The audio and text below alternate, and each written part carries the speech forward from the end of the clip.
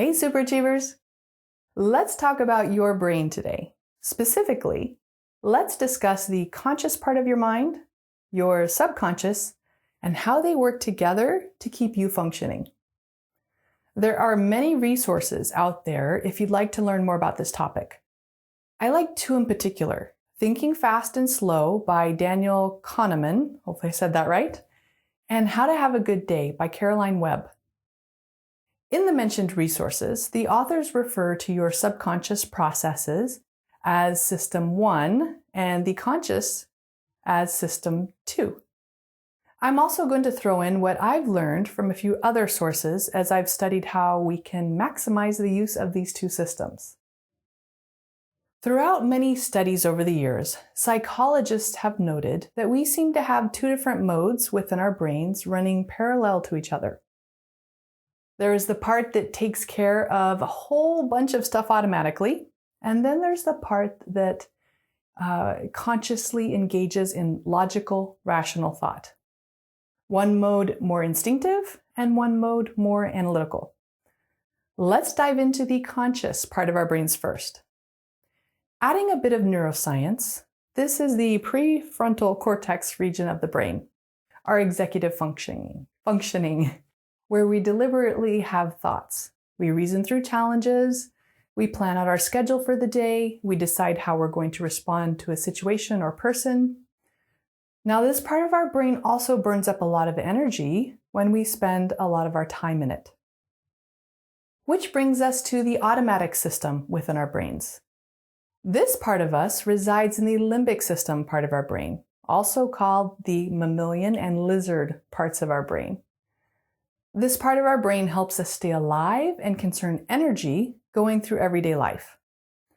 In the oldest part of our brain, all of our bodily functions are automatically regulated. Breathing, digesting, our heart beating, and even our fight or flight function. In the newer mammalian part of the brain, this is where we feel our emotions. We store routines once we've created them and a host of other functions. This part of the brain does not have the capacity for language, but it can communicate through our emotions. All right, so how do these two systems work together?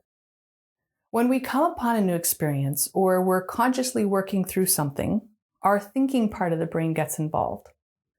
Once we've successfully responded to the situation or created a routine, it gets stored into our unconscious part of the brain for future ease of responding to the same or similar circumstances, thus conserving energy. I'd like to clarify that what the brain considers successful is probably not the same way you would think of success. To the brain, a successful response is, you don't die. This is why we can develop some pretty unhealthy responses to things that our brain continues to do because it's using its definition of success. All right, let me explain further.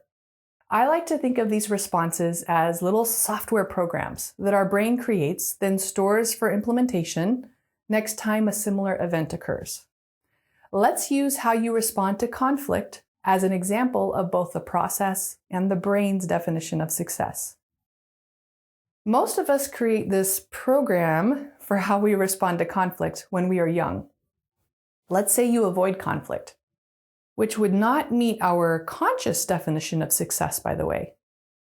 Most likely, you developed this response when you were very young by either observing someone avoiding conflict or you learned through your own experiences that avoiding conflict worked well for you. Again, the brain's definition of success, you didn't die.